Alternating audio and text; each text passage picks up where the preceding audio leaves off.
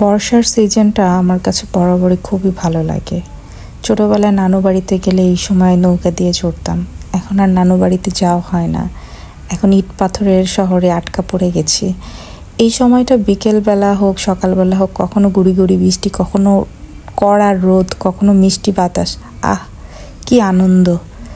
আসসালামু আলাইকুম, টুম্পাস কীর্তিকলাপে আপনাদেরকে স্বাগত। কেমন আছেন সবাই?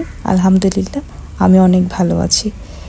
এই হালকা রোদের মধ্যে মিষ্টি বাতাস, রিক্সা নিয়ে বের হয়ে পড়লাম। কোথায় যাচ্ছি আপনাদের সাথে শেয়ার করব।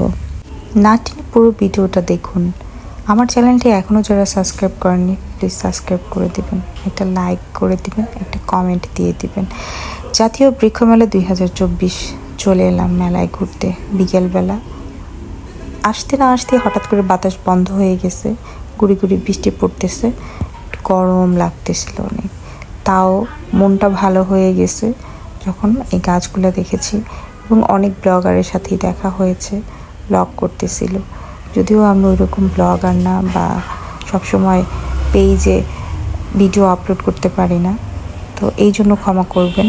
আর যারা আমাকে ভালোবাসেন, যারা আমার পেজটাকে দেখেন, তাদেরকে অসংখ্য ধন্যবাদ। এই যে সেই খেজুর গাছ ছিল, এটা ছোট্ট একটা খেজুর গাছ ছিল, কিন্তু আমি যেটা খুঁজতেছিলাম সেটা হচ্ছে বড় সেই 10 লাখ টাকার গাছ। হঠাৎ করে মনে পড়লো লাখ টাকার গাছ খায় ছাগলেরও ভাইরাল হয়েছিল 15 লাখ টাকা। যাই হোক, কি আর বলবো, এই বিষয় নিয়ে আমরা কথা না বলি। এখন যে থাইল্যান্ডে আম, ওইটাও ছিল ছোট্ট একটা গাছে কাঁঠাল ধরেছে। আমি যা দেখতেছিলাম আমার কাছে খুবই ভালো লাগতেছিল, কিন্তু ফল গাছের চাইতে কেন যেন আমার এই বৃক্ষগুলো খুবই ভালো লাগে। বনসাইগুলো দেখলেই আমার মাথা খারাপ হয়ে যায়, খুবই ভালো লাগে। আর ইনডোর প্ল্যান্টগুলো খুবই সুন্দর লাগে, হ্যাঙ্গিং করা, এগুলো খুব ভালো লাগে। এদিকে দুইটা আপু খুব সুন্দর করে পোজ দিয়ে ছবি তুলতেছিল। হঠাৎ করে আমি এটা ভিডিও করে নিয়েছি, যদিও আমার এটা ঠিক হয়েছে না কি হয়েছে জানি না, কিন্তু আমার কাছে খুবই ভালো লেগেছে। আর এখানে ঘর সাজানোর অনেক কিছুই ছিল, যেহেতু গাছকে যারা ভালোবাসে তারা তো একটু তাদেরকে অন্যরকম করে রূপ দিতে পছন্দ করে। তো আমি আসলে ঘরের মধ্যে আর ঝামেলা করতে চাইতেছিলাম না, কারণ এগুলো তো ধুলাবালি জমে। তো ইচ্ছা আছে পরবর্তী সময়ে আমি আবার এগুলা কালেক্ট করব। তো আজকে গিয়েছিলাম মূলত লেবু গাছ কেনার জন্য। ও আচ্ছা, এই স্টিকগুলোর কথা মনে পড়ে গেছে, মানে আমার একটা লাগবে, তো ওইটাও একটা নিয়ে নিলাম। আর এখানে ছিল বিড়ালের ঘর। আমার বাসায় যেহেতু ডায়না আছে, ডায়নার 2টা বাচ্চা আছে, কিন্তু আমার কাছে এগুলা আজাইরা মনে হয়, এগুলা কোনো প্রয়োজন নাই, ওরা আসলে ওইখানে থাকতে চায় না। তো যার কারণে এদিক ওদিকে আমি আর তাকাইনি। তো এই জায়গার এই গাছগুলা খুবই ভালো লাগছে। এগুলা হচ্ছে ইনডোর প্ল্যান্ট, যে আমার কাছে সবসময় বরাবর এগুলাই ভালো লাগে। ঘরের মধ্যে গাছ থাকবে, আমার চোখের সামনে থাকবে, আমার দেখতে ভালো লাগবে। বিকেলবেলা ছাদে গেলেও দেখতে ভালো লাগে, সবুজের মধ্যে হাঁটতেও ভালো লাগে, কিন্তু আমার কাছে মানে ঘরের মধ্যে গাছগুলা বেশি পছন্দ।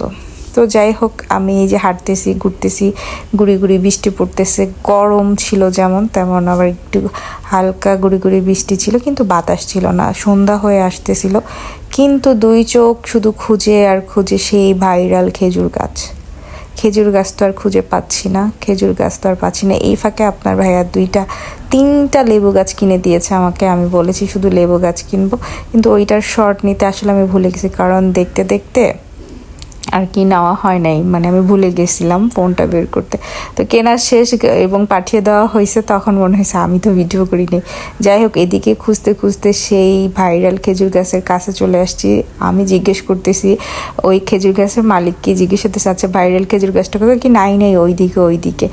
তো বোঝা গেল আসলে উনি অনেক বিরক্ত হয়ে গেছে এই খেজুর গাছটা নিয়ে। সবাই যে আসে শুধু এই খেজুর গাছটাই দেখতে চায়, কারণ আমরা কিছুদিন আগে একটা ঘটনা ঘটেছে, আমরা এটা সবাই জানি যে একটা খুব বাজে রকমের একটা ঘটনা, যে ছাগল নিয়ে। তো সো এই ক্ষেত্রে এখন আর এইটা বলতে স্যার বিক্রি করবে না, নাই আপনারা খেজুর গাছে বিক্রি করবেন না। তো আমি তো এটাকে ভিডিও করব, এটাকে আমি দেখবই। তো আমি তো নাছোড়বান্দা, আমি ঠিকই দাঁড়িয়ে আছি, আমি দেখবো, ভিডিও করছি। পরে যাই হোক, অনেকক্ষণ পর্যন্ত যে আপনাদের সাথে ভিডিও করে শেয়ার করলাম। তারপর আর কি হাঁটা শুরু করলাম। এই যে হাঁটতে হাঁটতে এখানে ছোট ছোট চারা ছিল, ওই খেজুর গাছের চারাগুলো এখানে বিক্রি করতেছিল, আপনারা চাইলে এখান থেকে নিতে পারেন। তো এখানে আঙুর গাছে আঙুর ধরছিল ভিতরে, অবশ্য ভিডিওতে এটা বোঝা যাচ্ছে না। তো এইগুলো দেখে দেখে হেঁটে টায়ার্ড হয়ে গেছি, একা পড়ে গেছি, সন্ধ্যা হয়ে গেছে, বাসায় যেতে হবে। তো যাই হোক, শেষ করে আমরা হাঁটলাম, গলাটা শুকিয়ে গেছে। তারপর বললাম চলো মোহাম্মদপুরে যাই, আমরা একটুখানি জুস খেয়ে আসি। তো যেই বলা সেই কাজ। সবাই ভালো থাকবেন, সুস্থ থাকবেন, আল্লাহ হাফেজ।